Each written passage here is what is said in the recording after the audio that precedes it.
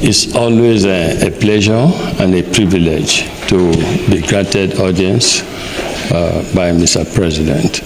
I love to sit with Mr. President and discuss economic issues, give feedback from what we think is happening in the economy, and then constructively agree. I'm a member of the President's Economic Council, Presidential Economic Council, to just rub my butt.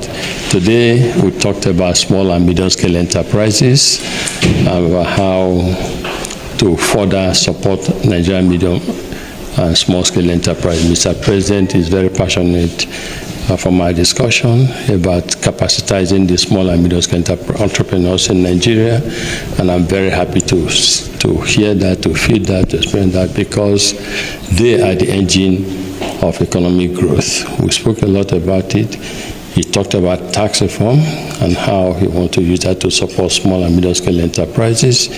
He spoke about Bank of Industry, and I was super impressed. He even called the name of the CEO that, he likes what is going on there, and he wants them to do more to support small and medium-scale entrepreneurs in the country. To me, it was gratifying. As you know, the Tony Elumelu Foundation always supports young entrepreneurs in Nigeria and across the world. And so for me to be in audience with Mr. President and to be discussing this is super elating, super exciting.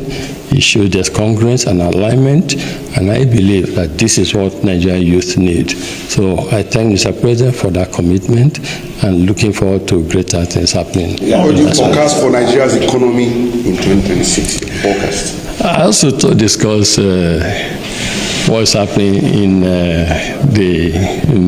the country, the monetary policy. If you see, what the central bank governor and his team are doing, is quite encouraging. We've had some predictability and stability. To me, not just as chairman of the bank, but as also an entrepreneur and a businessman that wears other hats. What's important is to be able to predict in an economy the direction of things, so you can plan very well. If you look at, I told someone, I said, there was a time before, if I got 10 calls on banking issues, 7 of those calls about how to access foreign exchange. Today, if you get 10 calls on banking issues, not even one is on FX.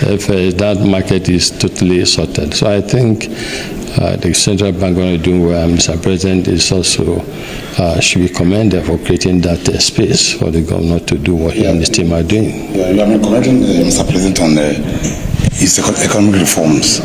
And at different fora, you always complain about slow pace of implementation. I've never complained about slow pace of implementation. Rather, what I talk about is that, and we still spoke about it today, improvement in access to electricity is critical for economic development.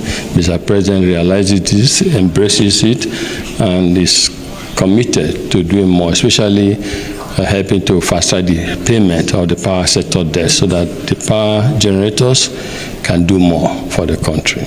That is very, very critical. All of us who are in the power sector are owed significantly, but in spite of that, we continue to generate electricity. So we want to see the payment made so that there will be more provision of electricity to the country. Access to electricity is critical for the development of our economy. In a summary, I was impressed with Mr. President's commitment to supporting small and medium-scale enterprises. I was impressed with Mr. President's commitment to young entrepreneurs. I was impressed with Mr. President's commitment to energizing the power sector so that we can power Nigeria's economy. Thank you very much.